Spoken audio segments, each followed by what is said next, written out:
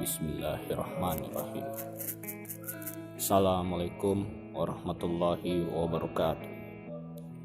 Pertama-tama, mari kita panjatkan puji dan syukur kehadirat Allah atas berkah dan nikmatnya. Kita bisa berkumpul di tempat ini.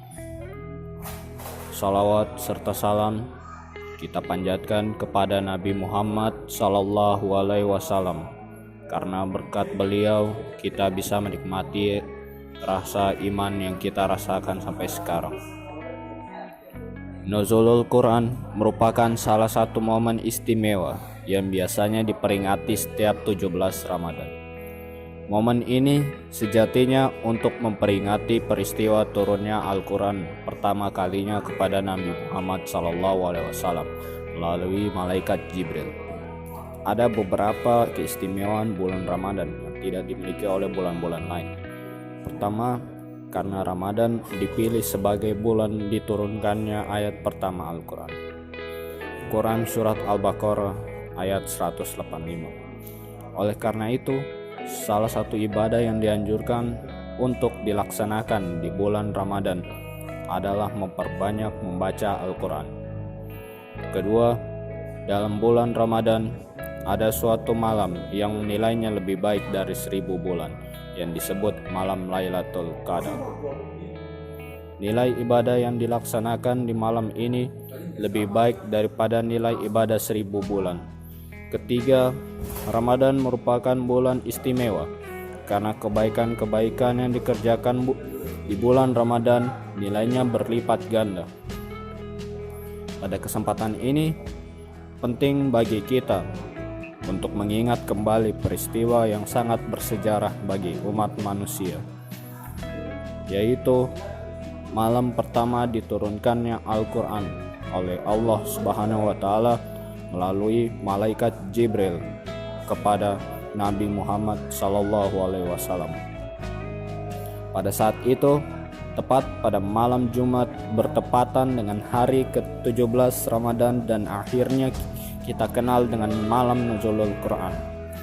Bila kita mengkaji kembali tentang peristiwa ini, pelajaran yang dapat dipetik adalah agar ketakwaan kita semakin kuat dan keyakinan kita semakin mantap terhadap kitab suci Al-Quran yang isinya memberi petunjuk bagi umat manusia serta pembela di antara perkara yang hak dan batil.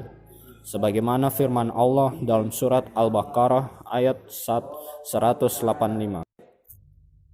Artinya, bulan Ramadan adalah bulan yang di dalamnya diturunkan Al-Quran sebagai petunjuk bagi manusia dan penjelasan-penjelasan mengenai petunjuk itu dan pembeda antara yang benar dan yang batil. Karena itu, barang siapa di antara kamu ada di bulan itu, maka berpuasalah. Dan barang siapa sakit atau dalam perjalanan dia tidak berpuasa, maka wajib menggantinya sebanyak hari yang ditinggalkannya itu pada hari-hari yang lain. Allah menghendaki kemudahan bagimu dan tidak menghendaki kesukaran bagimu. Hendaklah mencukupkan bilangannya dan mengagungkan Allah atas petunjuknya yang diberikan kepadamu agar kamu bersyukur. Adapun yang pertama kali diturunkan kepada Nabi Muhammad adalah surat Al-Alaq ayat 1-5.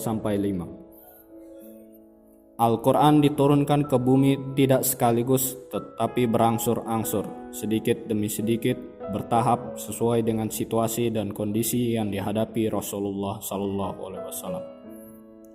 Sebagaimana firman Allah dalam surah Al-Isra ayat 106, wa Qur'anan faraqnahu litaqra'ahu 'alan nasi 'ala muktsin wa nazzalna.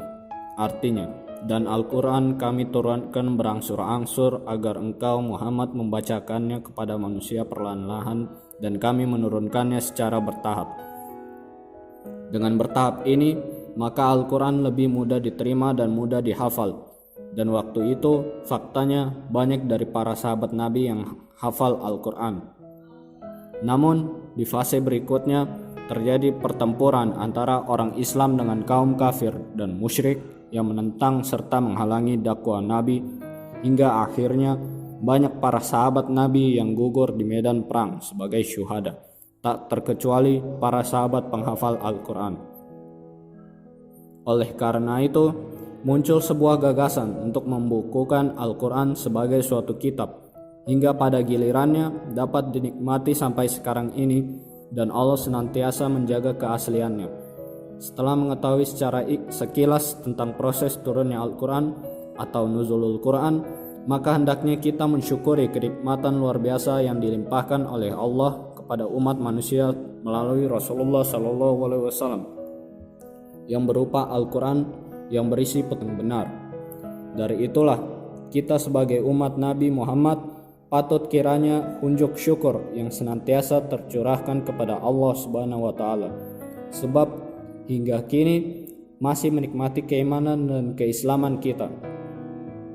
Wujud terima kasih dan rasa syukur atas turunnya Al-Quran ini harus direalisasikan dalam kehidupan umat Islam sehari-hari, seperti dengan perlakuan yang sebaik-baiknya dan sungguh-sungguh, baik dalam membaca, memahami makna, mengamalkan isinya, mengajarkan dan mendakwahkan isi kandungan Al-Quran, dengan harapan kelak di hari kiamat mendapat syafaatnya.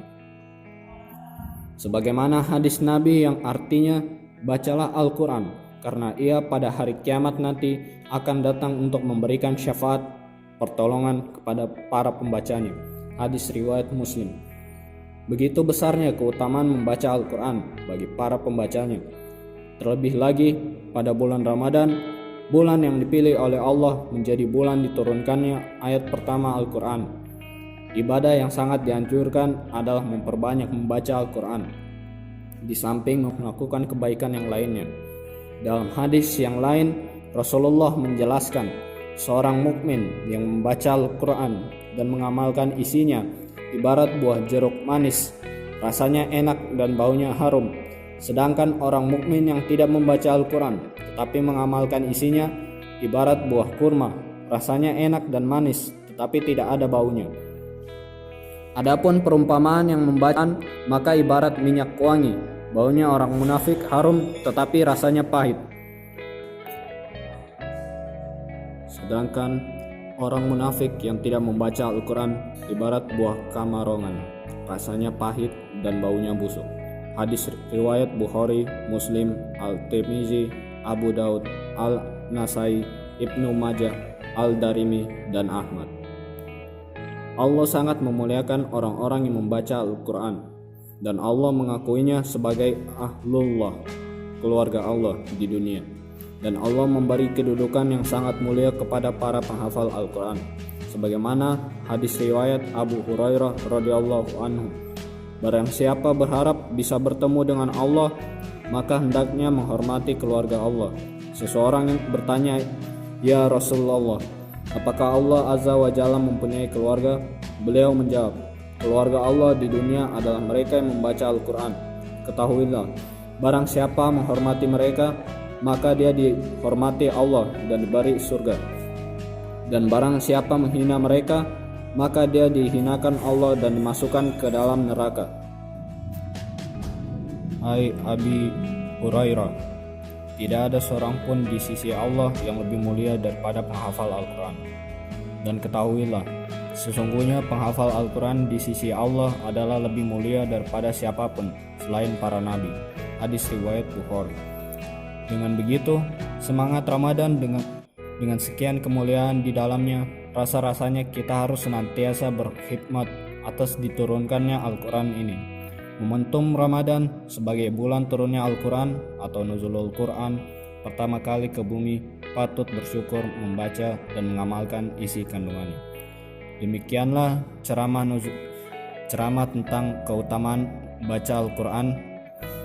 Semoga bermanfaat. Assalamualaikum warahmatullahi wabarakatuh.